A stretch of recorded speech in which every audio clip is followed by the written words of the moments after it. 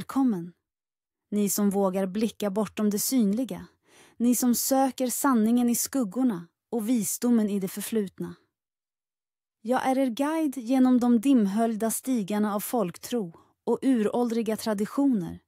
Och idag ska vi utforska en dag som sällan nämns i de glättiga kalendrarna, men som bär på en tyst, djup kraft. En kraft som kan forma ert öde på oförutsedda sätt.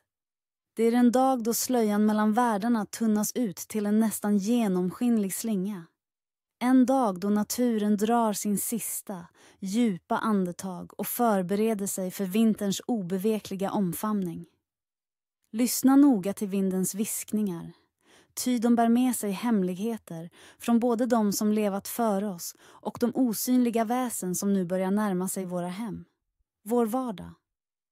För på denna dag, den 20 oktober, kan ödet vända på ett ögonblick om ni inte aktar er för skuggornas dolda spel och de uråldriga bud som en gång styrde våra förfäders liv. Ett felsteg kan få långtgående konsekvenser. Ett viskat ord kan öppna dörrar som borde förbli stängda. Den 20 oktober är ingen dag med stora brusande högtider i den moderna almanackan. Ingen nationell fest som fyller torg och gator med glada rop. Ändå är det en dag djupt rotad i den nordiska själens cykliska förståelse av tid och natur. Det är en brytpunkt, en tröskel mellan den sista, guldglänsande hösten och vinterns allt tätare mörker. Höstens gyllene prakt har sedan länge börjat falna. Och de nakna grenarna sträcker sig som skelettarmar mot en allt blekare himmel. Dagarna blir kortare. Skymningen kommer snabbare och mörkret växer. Inte bara i timmar utan i en uråldrig, nästan instinktiv känsla av att något förändras på ett fundamentalt plan.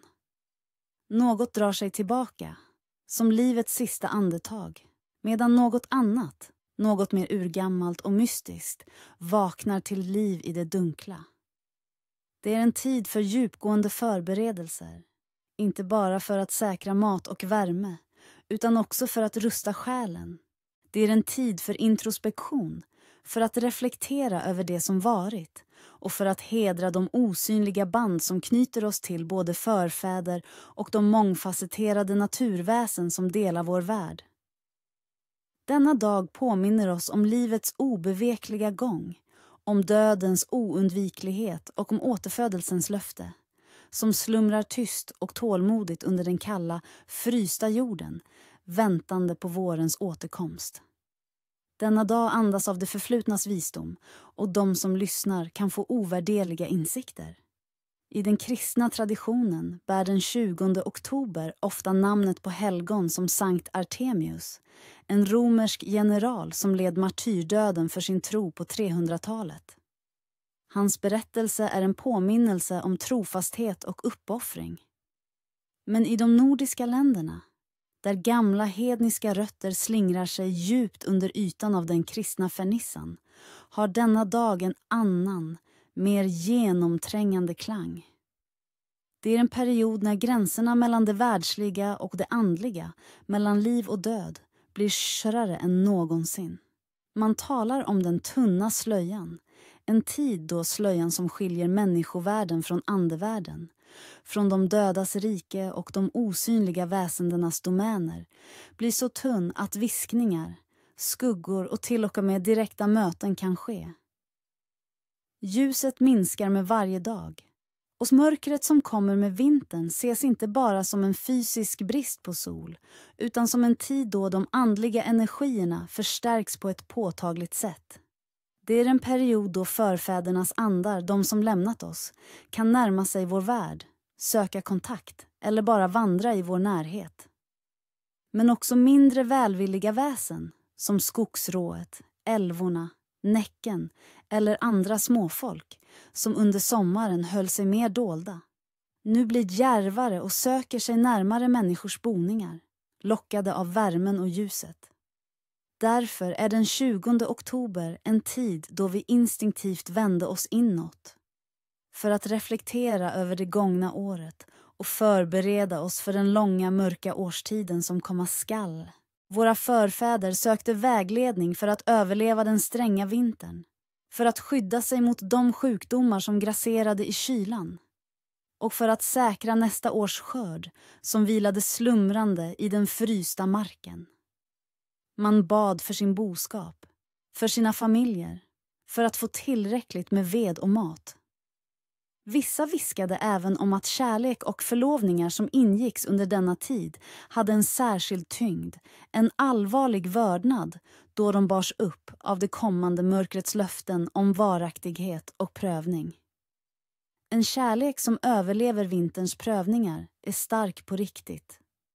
I själva verket är denna dag en subtil men kraftfull påminnelse om att varje tid har sina egna heliga cykler, där det forna och det nya smälter samman i en evig dans av tillblivelse och förgängelse.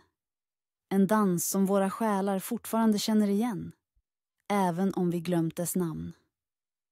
Låt mig nu föra er in i en sägen, en viskning från de tider då gränserna mellan den trygga byn och den vilda, oförutsägbara vildmarken var hårfin och då människans öde var oskiljaktigt sammanflätat med naturens nycker och de osynliga makternas vilja. Det talas om skymningsväktaren, en urgammal ande, varken god eller ond i vår mänskliga mening, som stod vid porten mellan höstens bleknande prakt och vinterns iskalla, prövande famn.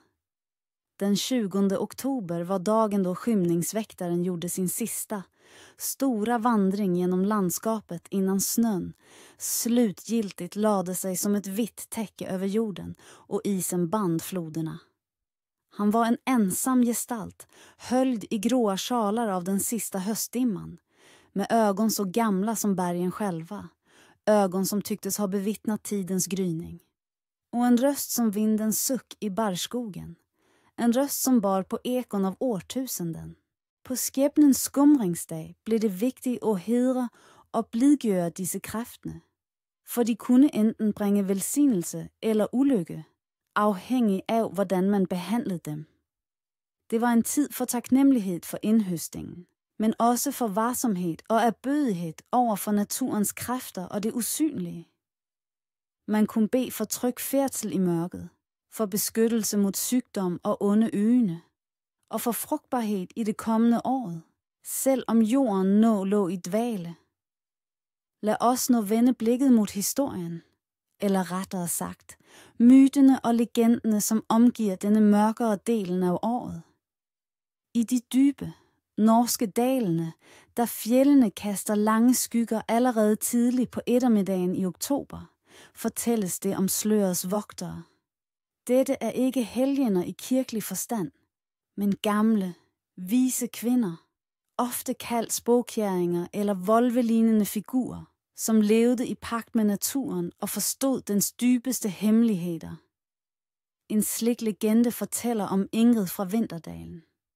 Ingrid var kendt for sin evne til at se det, som var skjult, og særligt på dage som 20. oktober. Hendes ansigt var rynket som et æble i november, og øjnene hendes bar mindede om utallige vintre. De sagde, at på skæbnens skumringsdag, når den sidste solen snegede fjeldtoppene og mørket svælgede dalen, var det Ingrid, som sat ved bålet. Ikke for at varme se, men for at lytte. Hun lyttede til vinden, som bar åndenes visken, til elven, som fortalte om skæbner, og til knitringen fra bjørkeveden, som afslørte fremtiden. Ifølge legenden var Ingrid engang en ung jente, fuld af liv og latter. Men en sen oktoberkvæld, da hun skulle hente vand ved brønden, så hun noget, som forandrede hende for altid. I vandflatten, som en flygtig drøm, så hun sin egen fremtid, og fremtiden til dem, hun elskede. Det var en vision fyldt med både glæde og sorg, men frem for alt en dyb forståelse af livets cyklus og dødens nærvær. Fra den dagen af blev Ingrid slørets vogter. Hun forstod, at på dager som 20, et rigt museår, sæt ved mange mus, som søger ly i husene nå, betyder også en god kornhøst næste år, da naturen selv forbereder sig på at fylde lejrene. Men varslene var ikke bare knyttet til vejr og aflinger. De berørte også dagliglivet og lommebogen. 8. Finder du en mønt med hovedet op på denne dagen, betyder det uventet indtægt. Men lad den ligge, til du har tænkt på et ønske, før du plukker den op, så fordobles lykken. 9. En edderkop, som spinder net inde i huset på denne dagen, er et tegn på, at gode nyheder eller uventede gæster er på vej. Edderkoppens net fanger positive energier. 10. Mister du en vigtig genstand, som en nøkkel eller et smykke, er det et varsel om, at du snart vil finde noget af større værdi, enten materielt eller åndelig. Men mister du den efter solnedgang, kan det varsle en kommende udfordring. Natten til 20. oktober var ansat som en specielt potent tid for drømmer. Det var da sløret var tyndest, og underbevidstheden, samt åndeverdenen, kunne kommunicere tydeligere. Huske drømmene dine fra denne natten var af stor betydning. Drømmer om vand. Klart. Rendende vand symboliserer emotionel klarhed og ny begyndelse. Grumsede eller stillestående. Vand varsler om emotionelle vansker eller stagnation, du må overvinde. En drøm om krydse vand betyder en vigtig overgang i livet dit. Drømmer om dyr. Vilde dyr som elg eller bjørn repræsenterer instinkt og skjult styrke, du besitter, eller trænger at finde. Tamme dyr som kat eller hund symboliserer loyalitet og hjemlig tryghed. En fugl, som flyver frit i drømmen, varsler frihed fra bekymringer, mens en indestængt fugl kan betyde begrænsninger i din vågne tilværelse. Drømmer om huset dit. Et velholdt hus reflekterer din indre ro og orden. Et forfaldent eller fremmed hus kan pege på uløste konflikter eller en følelse af være hjemløs i en situation. Ætterritualet. Hæld vandet udendørs, gerne ved en rod af et træ, som en gave til jorden for den visdom, du har modtaget. Vær tålmodig. Svarene kan komme til dig i de kommende dage gennem drømmer eller uventede møder. 3. Rituale for at hædre forfædre. Gave til de usynlige. Mål. Hædre afdøde slægtninge og de velvillige gårdsåndene, og bed om deres beskyttelse og velsignelse gennem vinteren. Hvad trængs? En liten portion grøt, havregrøt eller risgrøt. En skje. Et stille sted utendørs. Gerne nær en stor sten eller et gammelt træ. Når og hvordan? Etter middag, men før det bliver helt mørkt. Tag med dig grøtten ud. Find et egnet sted. Leg grøtten på en sten eller ret på bakken. Sig højt. Til de, som gik foran. Til åndene, som våger. Tag imod denne gave. Et tegn på vor tak. Vogt over vort hjem, vor familie, vort liv, og led os trygt gennem vinterens strid. Ætterritualet. Gå tilbage til huset uden at se dig tilbage. Ikke rør grøten dagen etter. Nogen ville også brygge stærke, krydrede drikker, som gløgg eller varmt øl med honning, for at holde kulden borte og styrke krop og sjæl. Disse måltidene var mere end bare mat. Krangel og negative følelser tiltræk, se onde ånder og disharmoni, som ville slå rod og forsure forholdene gennem hele vinteren. Konsekvens. Varig ufred og konflikt i familien eller i personlige forhold. 5. Forbud mod alle døre og vinduer. Stå åbne etter mørkets frembrud. Hvorfor? Som nævnt tyndes sløret mellem verdener på denne dagen. Åbne døre og vinduer. Etter solnedgang var en invitation for uønskede ånder, drager eller andre skumle væsener til at komme ind i huset dit og skabe ugarn. Konsekvens. Besættelse, uforklarlige hændelser i huset, tab af søvn og tryghed. 6. Forbud mod at klippe hår eller negler. Hvorfor? Gamle troer mente, at hår og negler var direkte koblet til din livskraft og sjæl.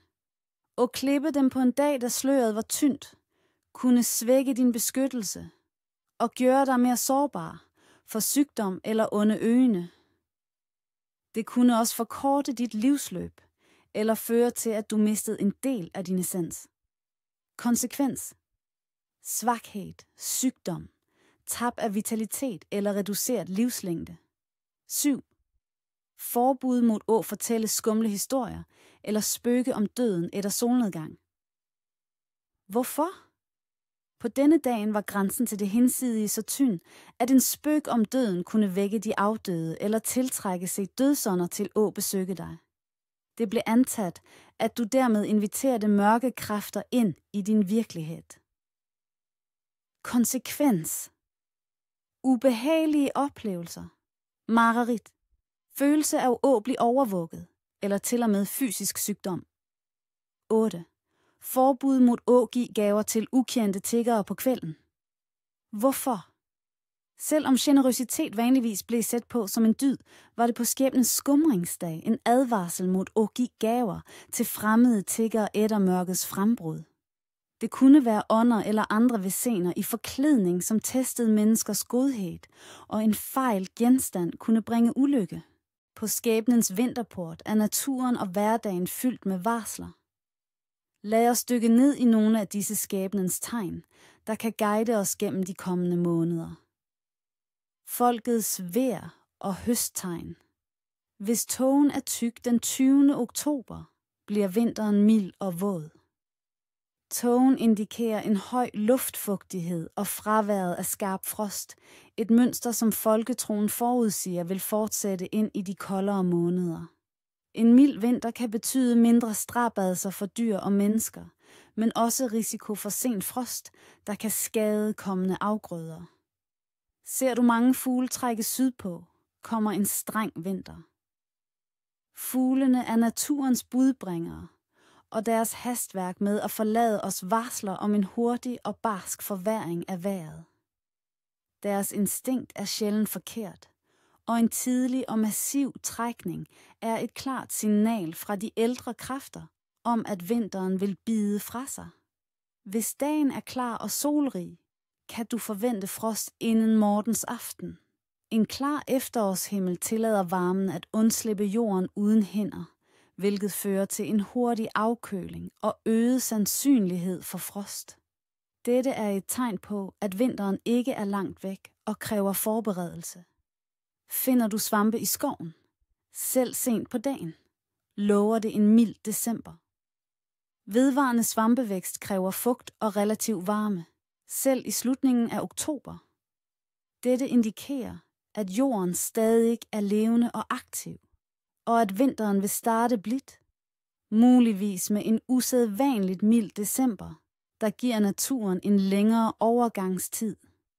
Hvis træerne holder på deres blade, trækker vinteren ud. Træernes modstand mod at tabe deres blade kan symbolisere en langsom og modvillig overgang til vinteren. Det varsler, at kulden og mørket ikke vil slippe sit tag hurtigt, og at foråret vil lade vente på sig, hvilket kræver ekstra tålmodighed og ressourcer. Hverdagens og pengenes præmier. Finder du en tabt mønt på denne dag, varsler det uventet held i penge. Mål. Få et glimt af fremtiden eller svar på et specifikt spørgsmål. Hvad skal bruges? Et helt nyt, ubrændt hvidt stearinlys. Hvid symboliserer klarhed og sandhed. En tændstik eller lighter. Et lille stykke rent papir og en pen. Hvornår og hvordan?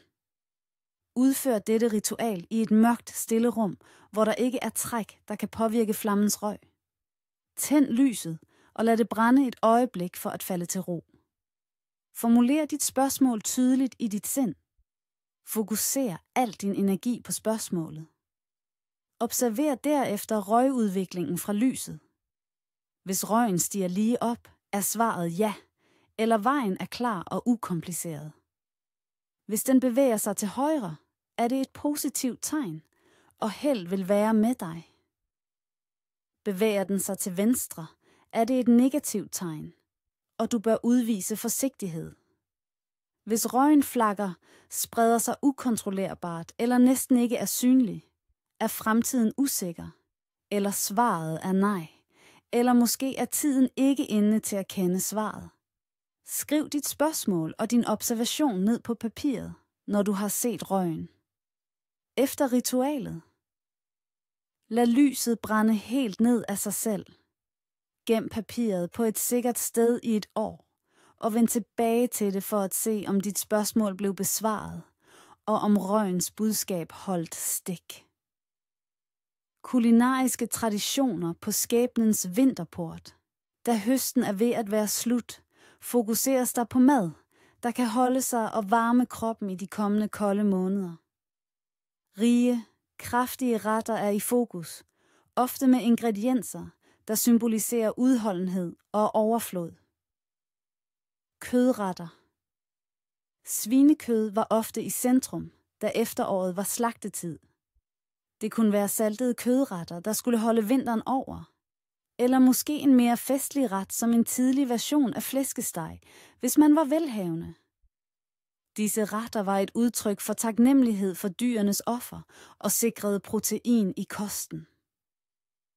Rodfrugter og kål.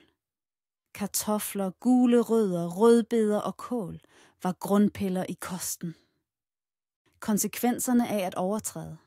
Huset kan blive hjemsøgt af urolige ånder, og beboerne kan opleve kulde, sygdom eller mystiske forstyrrelser. Du inviterer kaos og ubehag ind i dit ellers trygge hjem. 6. Start ikke nye store projekter. Den mystiske grund. Denne dag er en overgangsdag. En tærskel. Ikke en dag for nye begyndelser. Energien er usikker, flydende og uforudsigelig. Og at starte noget stort nu kan medføre, at projektet bliver velsignet med uheld, forsinkelser og mislykkede resultater. Du kæmper imod strømmen. Konsekvenserne af at overtræde. Projektet vil være dømt til at mislykkes fra starten, eller det vil møde uoverstigelige forhindringer, der dræner din energi og ressourcer uden gevinst. 7. Kast ikke affald ud efter solnedgang. Den mystiske grund. At fjerne affald efter mørkets frembrud kan symbolsk smide husets lykke, velstand og beskyttelse ud med spildevandet eller skraldet. Det kan også tiltrække negative entiteter, som er tiltrukket af det, der kasseres, og de kan følge dig ind igen. Konsekvenserne af at overtræde. Du risikerer at invitere fattigdom og uheld ind i dit hjem, og din husstand kan opleve uforklarligt tab af ejendele eller økonomisk nedgang. 8. Ignorer ikke sultne eller hjemløse dyr. Den mystiske grund. Dyr kan være budbringere fra den åndelige verden, eller i sjældne tilfælde forklædninger for ånder eller nisser. At afvise dem eller skade dem på denne dag kan bringe alvorligt uheld og en forbandelse over dig, da du udviser mangel på medfølelse over for livets sårbare. Konsekvenserne af at overtræde. Du vil opleve en periode med dårlig samvittighed og uforklarligt uheld. Din samvittighed vil tynge dig, og du kan opleve, at du selv mangler det, du nægtede dyrene. Ajnin. Betragt ikke dit spejlbillede i et mørkt rum. Den mystiske grund. Spejle betragtes som portaler til andre dimensioner. Kaihi shukou no yoru ni miru yume wa, tannaru nou no katsudo de wa arimasen. それは未来からの、あるいは神様からの深いメッセージを加受していると言われます。その夢の解釈は、私たちの行動指針となり、来るべき運命への落信板となることでしょう。誰に関連する夢の中で、しのらかな誰が遠目なと流れる川や、はしょうかな豊かな海、あるいは道町の様子を見る夢は、あなたの進軍が上昇し、新しいビジネスチャンスや予期せぬ財が到来することを強く暗示します。特に、睡眠がぼんやかで、水中に穂が攪発に陥いでいる夢は、あなたの財が安定し、長出に増やしていくことができる星です。しかし、取った狩津や荒れた海の夢は、あなたの心に逃れがあるか、経済的な困難が訪れる可能性を死守するため、しばらくは慎重な行動を心がける必要があります。市場や商売の夢、活気にあふれる市場や自分が商売で達成功を収める夢は、現実世界でのあなたの成功や社会的な評価の向上を象徴します。多くの人々との活発な球技は、あなたのコミュニケーション能力や交渉力が周囲から高く評価され、新しい事業の開始や拡大においても良い証となるでしょう。この夢は、あなたが積極的に行動することで、意味なる福を呼び込めることを示唆しています。金銭や貴重品の夢、瓶の中かで、お金、亀銀裁縫、あるいは火薬宝石が印象的に現れるのは、直接的な真群の症状を示します。特に、それらを使う夢や、誰かから嬉しみなく与えられる夢は、予期せぬ星雲や、困った時の協力者の出現があることを暗示します。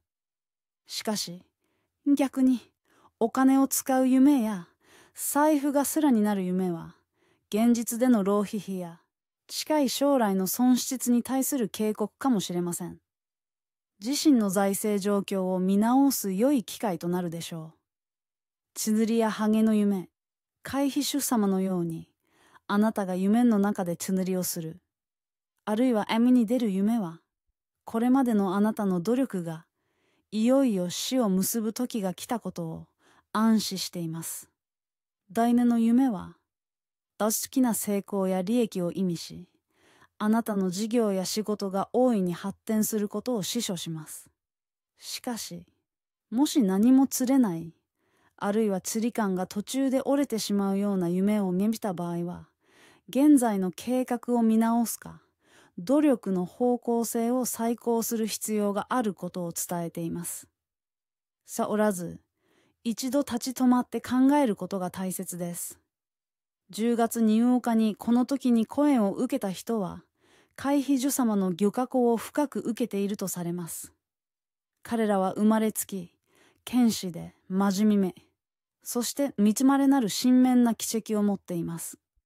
性格、どんな困難や試練に直面しても、決してひらめずに釈出に度量を重ねる、強靭な忍耐力と精神力があります。正直でキョロ票がなく、その誠実な人へらゆえに、多くの人々から深く信頼されます。地に少し不器用な面を見せることもありますが、その時らない人へが、かえって周囲の人々に安心感を与え、愛される要因となります。また、決死に判断もあのセンスも持ち合わせており、周囲をなにませる才能に長けています。そいを好まず、常に何をかそんじる平和主義者でもあります。運命、相我を通じて、隠喩に恵まれる傾向にあり、特に商売や事業においては、持ち前のつみり強さと、人々に信頼される誠実さで、着出に成功を収めるでしょう。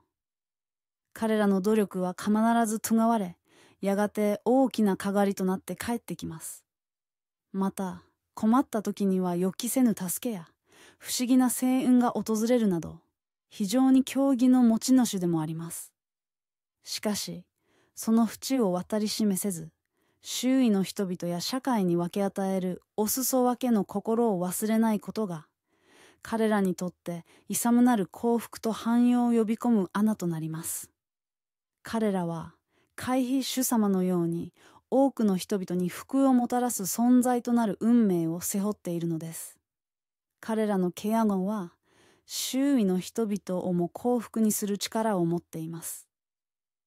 日本には西洋のキリスト教文化に見られるような特定の、自身の秘術に基づく名前の部屋という概念は一般的ではありません。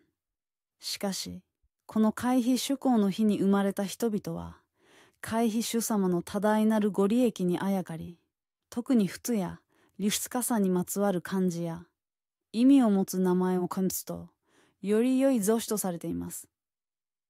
例えば、元気の良い漢字として、ヒンロクリ。フィカンネンシナシなどを含む名前や、海秘書様が海の神でもあることから、クンニャン。他者など誰に関連する名前は、この日の執着と深く結びつくと考えられます。大切なのは、名前に込められた良心の願いと、海秘書様への感謝の気持ち、そしてその命に恥じぬ生き方をすることです。名前は、その人の運命むしく最初の楽神版となるからです。おきれい。ピネは、古くから日本の晴れの日に通される非常に神聖な食べ物です。海秘宗講では、血にえしたての柔らかいヒゲルを備え、それを家族や中間で分け合ってやくことで、神様の生命力と風を体に含し、心身の活力を高めると信じられています。ヘリを食べることで、熱しり強く困難に立ち向かう力や、不が長く続く元気をたぎます。この冬激たる世の中には、海秘主様のご加護を備え、あるいは不意に災をかぬきかねない、円中なる緊急が存在します。これらの緊急は、単なる根拠のない迷信ではありません。それは、骨の日本人が日々の生活の中でうがってきた、豊かな地義であり、社会の少女と個人の幸福を守るための不深く普遍的な教えなのです。これらの緊急をはぐることは、海秘主様の家の流れをせき止め、図から不群を呼び込む興味であると強く詰められています。浪費と無駄買いは、遠近緊急。海秘主様は、苦労して才を助け上げた神面な神であり、血約と原始さをかそのんじます。この日に、不正化で衝動的な買い物、必要のないものに代金をつちやす行為、あるいは衝動的なギャンブルや投資的な興味は、海秘主様の機嫌を守護しく損ね、信玄を遠ざける最も直接的な脅威とされます。ミスティックな理由と結果、海秘主様は、ヒルコとして苦難を乗り越え、クズからの努力で淵をつかんだ神です。彼の教えの根底には、樽を知るという思想があり、与えられた恵みに感謝し、大切に使うことの重要性を説いています。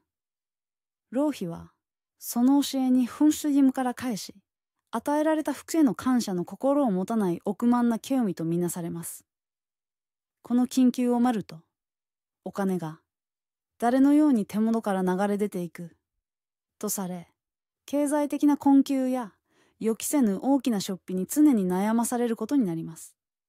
いくら稼いでも収書が増えず、まるでザルのように気命が抜けていく、ザル気命になってしまうかもしれません。最終的には、才をつくい、生活の基盤が揺らぐこととなるでしょう。人を気のんじる言動は、遠近緊急、誹謗中傷、無口、銀口、人を超からうような言動、あるいは、相手の心を焼きつけるような言葉章は、この日に限らず日頃から深むべきですが、海秘宗講の日は特に、淵をも遠ざける最も悪しき興味とされます。商売の神である海秘主様は、人と人との良好な関係、信頼、そして誠実さを何よりもよとびます。ミスティックな理由と結果、日本には古くから、言葉には霊的な力がしうるとされる。言霊、言霊の思想があります。人をしゃずつける言葉は、その過去を発した者の心も落とし、周囲との疎に絵にし、つまり良きつながりをはち切ってしまいます。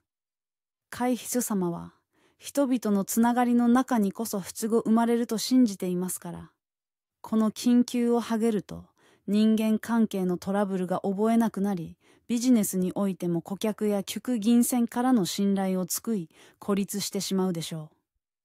あなたの周りから、協力者や支えとなる人がいなくなり、孤独な道を進むことになります。結果的に、人からの助けが得られず、事業や人生が停止してしまうでしょう。不平不満や愚痴は、現金緊急。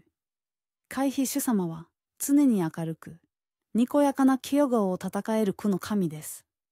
この日に不平不満ばかり口にしたり、愚痴をこぼしたりする行為は、その明るい気をのとげらせ、눈에を呼び込むためのきねらかな空間を満たすことになります。ミスティックな理由と結果、全数の遠慮の思想は、ネガティブな言葉にも使用されます。不平不満や愚痴といったネガティブな言葉は、その言葉を発する人の周りに、同じくネガティブなエネルギーを引き寄せ、その場の死ぬを重くします。運気は、しぬらかで明るい場所に至るとされていますから、この緊急をひぜると、あなたの運気が停止し、模試が思うように進まなくなります。心の状態が現実を形作ると言われるように、常に不満を抱えていると、主の神も今ちりがたくなってしまい、せっかくの講習も逃してしまうでしょう。ポジティブな心持ちが、悔よなむく第一歩なのです。不快な環境での過ごし方は、延賃緊急。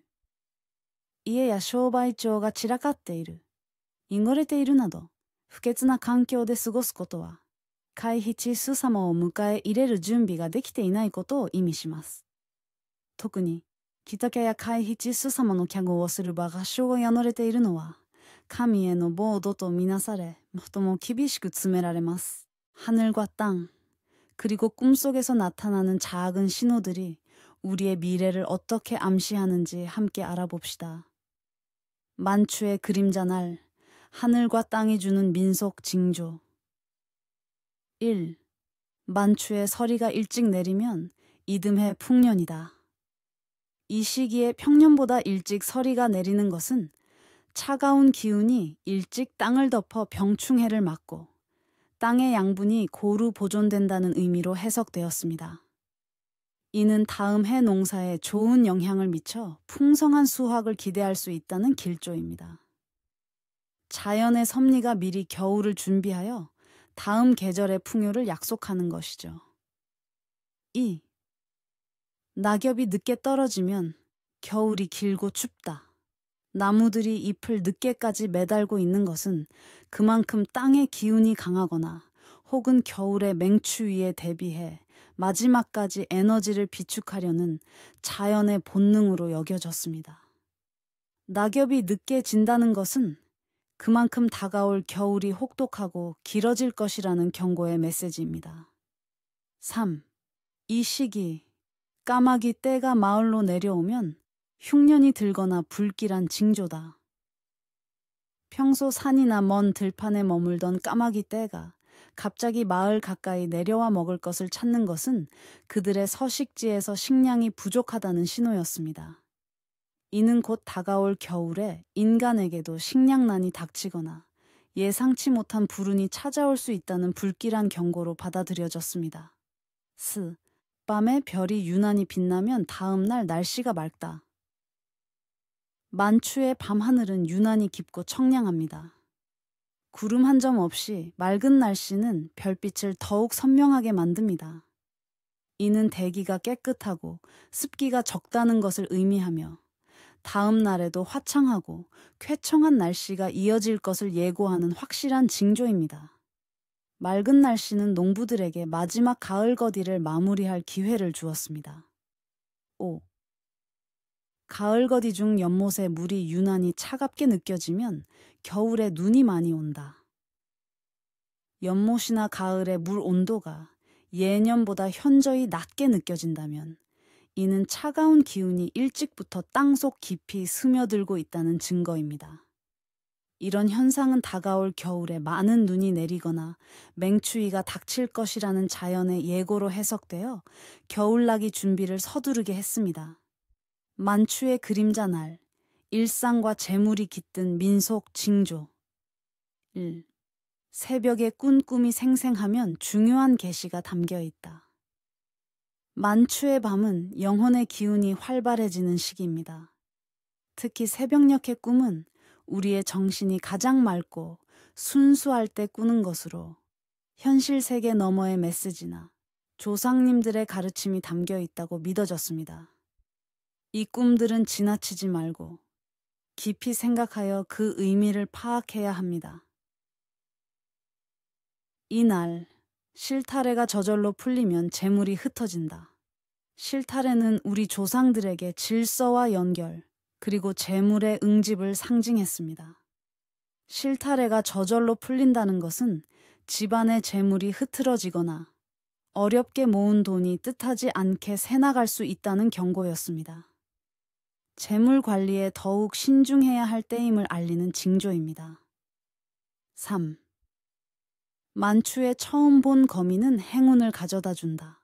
거미는 예로부터 부지런함과 끈기를 상징하며 거미줄은 복을 엮고 재물을 모으는 상징으로 여겨졌습니다.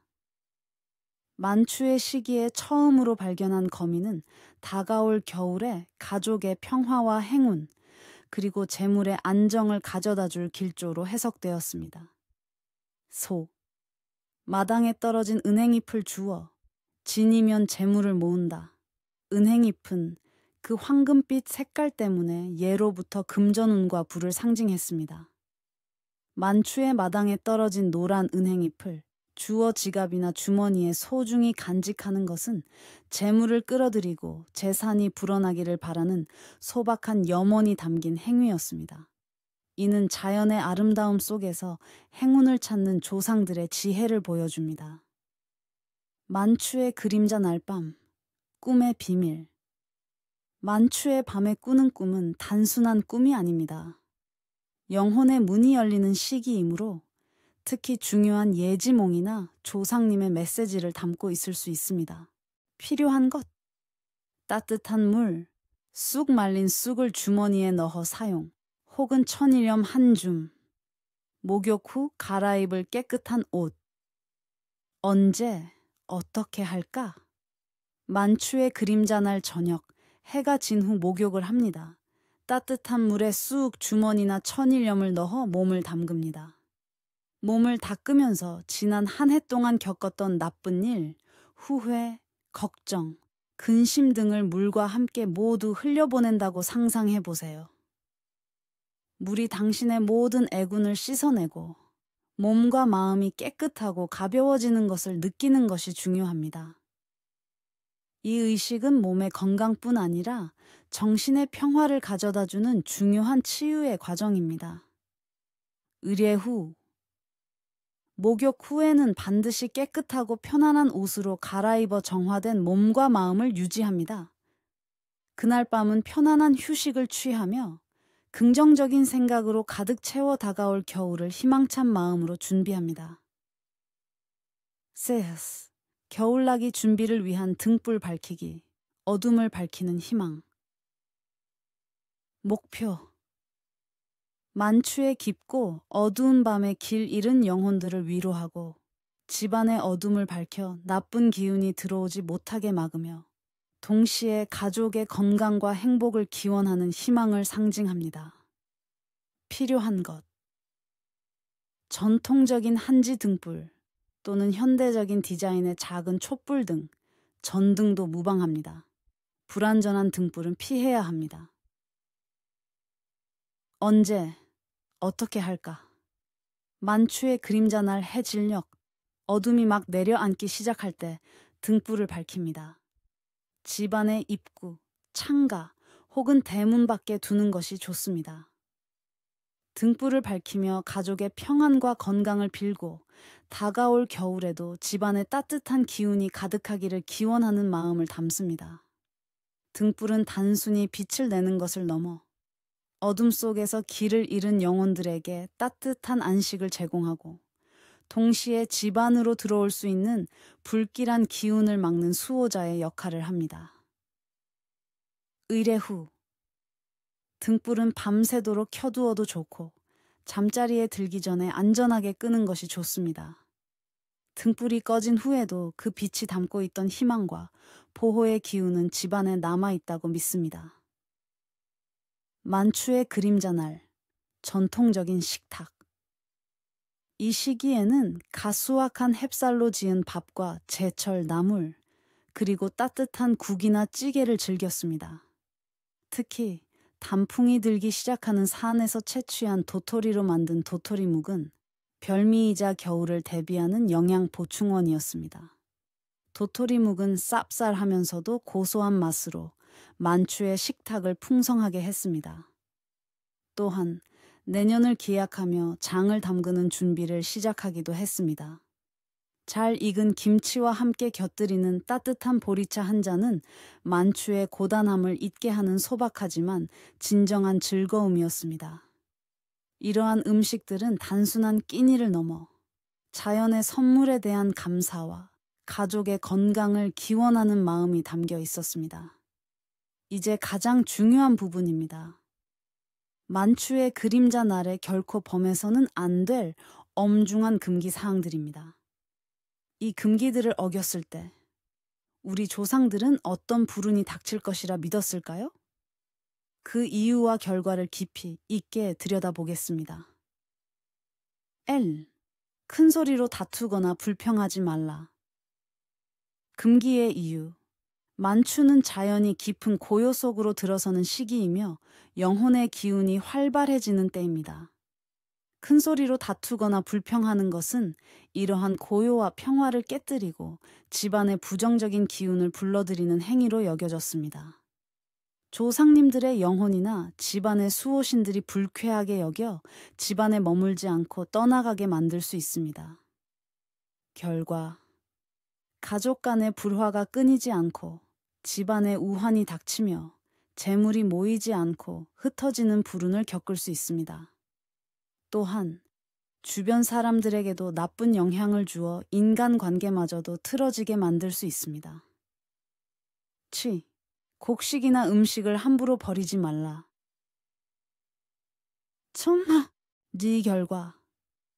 영혼들의 노여움을 사뜻하지 않은 질병에 걸리거나 길을 잃고 헤매거나 알 수 없는 사고를 당하는 등 불운이 닥칠 수 있습니다.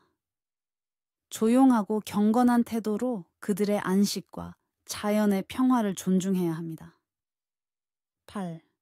날카로운 물건을 함부로 다루지 말라. 금기의 이유. 만추의 고요함 속에서 날카로운 물건, 칼, 가위 등을 함부로 다루는 것은 불필요한 갈등이나 사고를 부를 수 있습니다. 이는 마음의 평화가 깨지고 조급함이 앞서는 것을 상징하며 부정적인 기운을 끌어들인다고 믿었습니다. 날카로운 물건은 다툼과 상해를 불러오는 잠재적 위험을 내포하고 있습니다. 결과, 자칫 부상을 입거나 가족 간의 날카로운 언쟁이 오가는 등 불화가 생길 수 있습니다. 또한 중요한 재산을 잃게 되거나 예상치 못한 지출이 발생할 수도 있으니 도구를 사용할 때는 항상 신중하고 정중하게 다루어야 합니다. 9.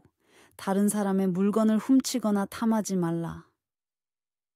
금기의 이유. 남의 것을 탐하거나 훔치는 행위는 어떤 날에도 용납될 수 없는 기본적인 도덕률입니다.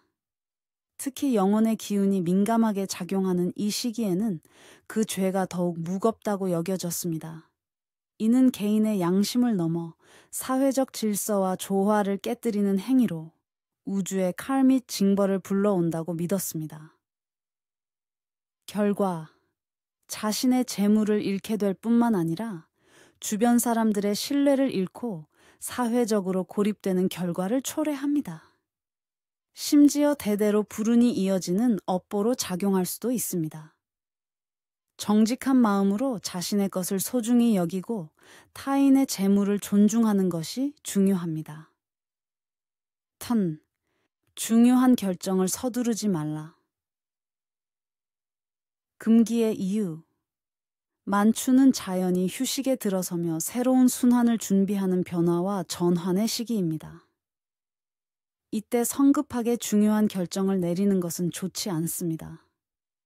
영혼의 속삭임은 때로 혼란을 줄 수 있으며 이 시기에는 인간의 판단력이 흐려지기 쉽다고 믿었습니다.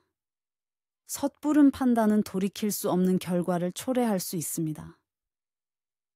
결과, 후회할 만한 실수를 저지르거나 예상치 못한 어려움에 부딪힐 수 있습니다. 중요한 결정은 충분히 생각하고 여러 사람의 조언을 듣고 마음이 평온한 상태에서 내리는 것이 현명합니다. 이 시기에는 인내심을 가지고 신중하게 행동하는 것이 가장 큰 지혜입니다. 시청자 여러분, 만추의 그림자날에 담긴 지혜와 신비를 통해 여러분의 삶이 더욱 풍요롭고 평안해지기를 바랍니다. 우리 조상들의 지혜는 시대를 초월하여 오늘날에도 우리에게 많은 가르침을 줍니다. 보이지 않는 존재에 대한 존중과 자연에 대한 겸손함이 바로 우리가 지켜야 할 삶의 태도입니다. 다음 이야기에서 다시 만나요. 그때까지 평안하시길 바랍니다.